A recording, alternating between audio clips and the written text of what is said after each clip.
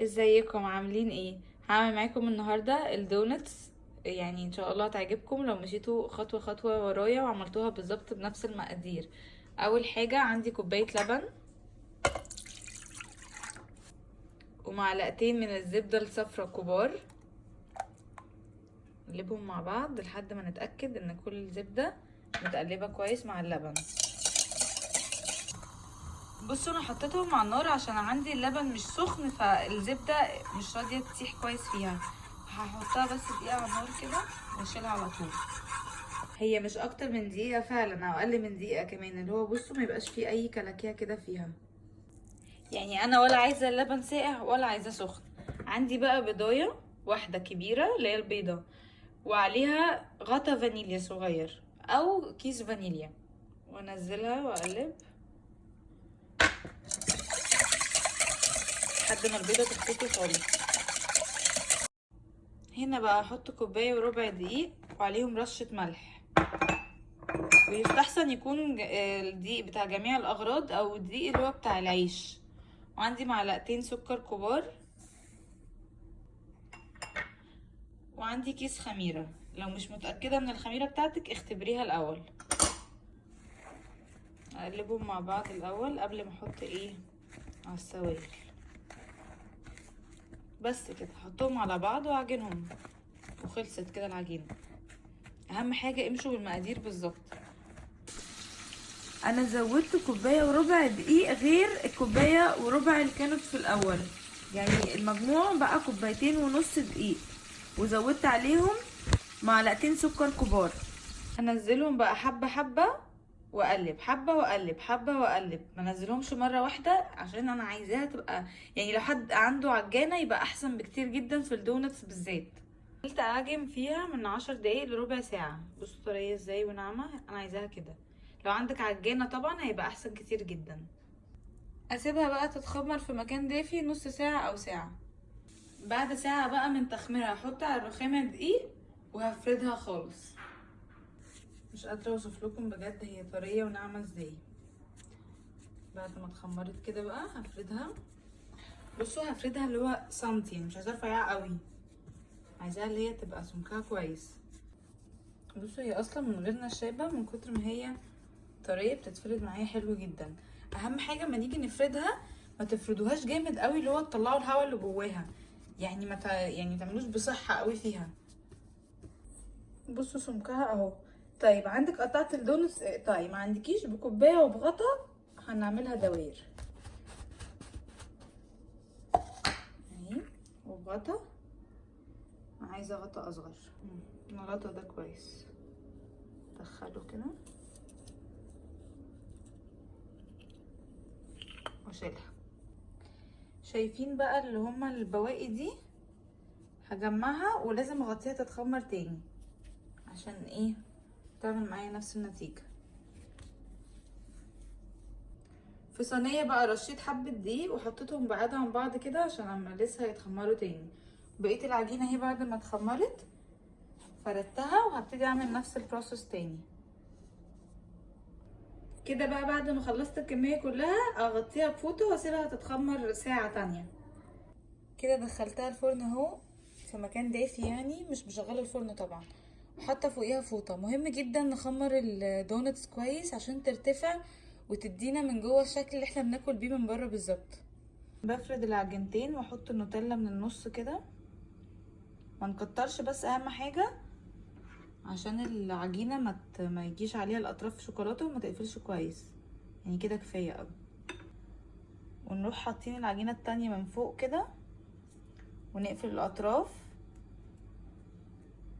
لازم الاطراف تتقفل كويس جدا. وبعد كده بكوبايه واروح عاملاها دوريه كده من النص بس. في زيت بقى بعد ما تخمر نبتدي نحمره. نبتدي بقى ننزلها في الزيت. طبعا اوعوا نقلبها خالص، ماشي.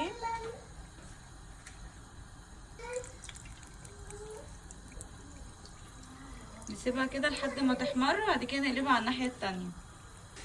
بصوا نقلبها على الناحيه التانية.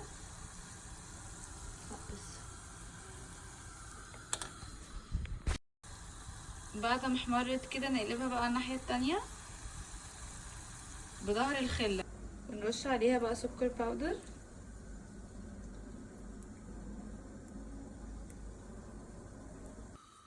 بصوا هو كده عدى ساعتين، بس شايفين بجد اتخمرت تحفة ازاي؟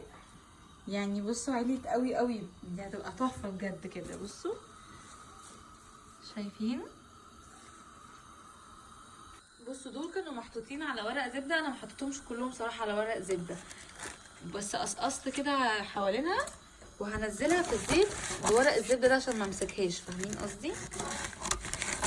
بصوا يعني قصقصتها كده واروح منزلاها كده، فهمتوا قصدي؟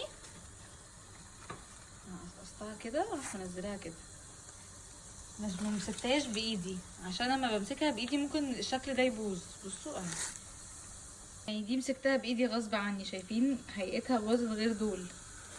لازم تبقى النار مش سخنه قوي ومش دافيه، يعني لازم تبقى متوسطه عشان ما تاخدش لون من بره وتبقى نيه من جوه. انا بقلبها بظهر المعلقه كده، شايفين كده؟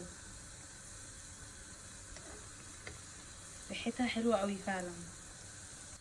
بصوا اما اجي اخرجها كده برضو، شايفين اهي. بس لازم تخرج على شبكه عشان ما تبقاش شاربه زيت، شايفين؟ نكمل هنا. سهله جدا جدا، انتوا مش متخيلين انا جربت كام بجد طريقه دونتس عشان اطلع احسن طريقه في الاخر اللي وصلت لها اللي هي دي. بتسالوني كتير جدا على الطريقه، وانا ما بحبش انزل حاجه عاديه، يعني بحب انزل حاجه فعلا من الاخر اللي هتجربوها ورايا وتبقوا يعني منبهرين. فعشان كده اتاخرت عليكم في الدونتس عشان اجيب لكم في الاخر وصفه مفيش بعدها. جربوا وانتوا هتجربوا بنفسكم وهتشوفوا ان انا مش بقول كلام وخلاص. يلا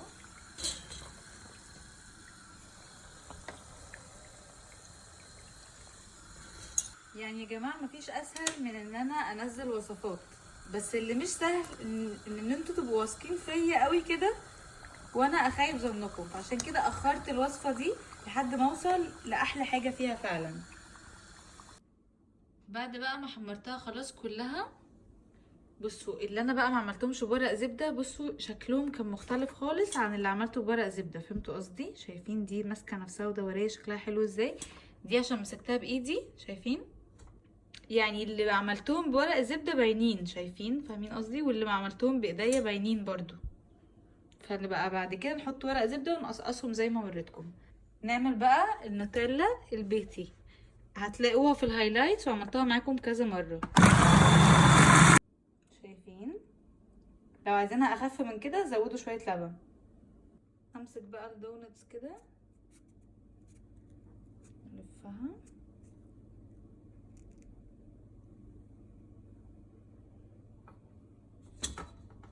كده اهو، واقدر بقى اسيح مثلا شوكولاته بيضه. لو عايزين بقى اللي هو الابيض اللي بيبقى من فوق ده هنزل لكم دلوقتي طريقته، بس انا مش بحبه صراحه، بس هنزل لكم طريقته دلوقتي. اللي هو الابيض اللي بيتحط من فوق، وممكن نلونه كمان لو عايزين.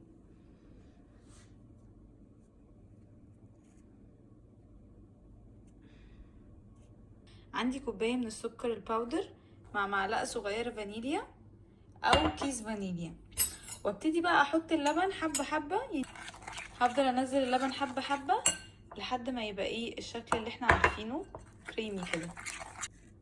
شوفوا كويس ان انا استخدمت الويسك، خلاص كده بقى تحفه. كوبايه السكر الباودر خدت 3 معالق لبن، تمام. دي هحط عليها سكر باودر،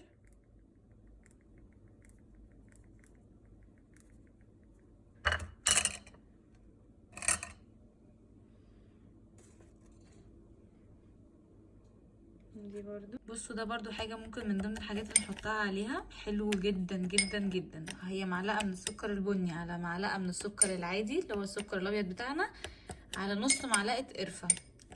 يا لهوي تحفة تحفة تحفة. بصوا دول كانوا دواير، ما كانوش اللي هما المفتوحين من النص.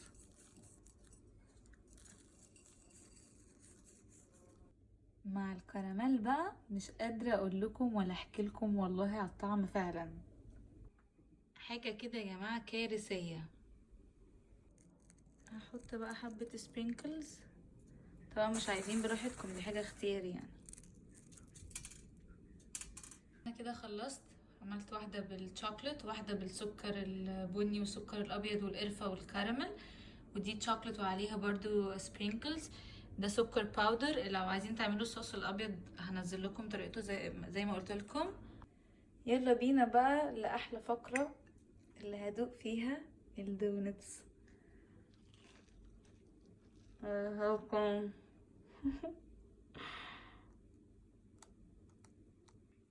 والله يا جماعة ما كلام، والله ما كلام، الدونتس طعمها رهيب رهيب رهيب فعلا، وهشة بطريقة بجد لو جربتوها يعني فعلا هتنبهروا، مش هتصدقوا ان انتوا اللي عملتوها، لازم تجربوها.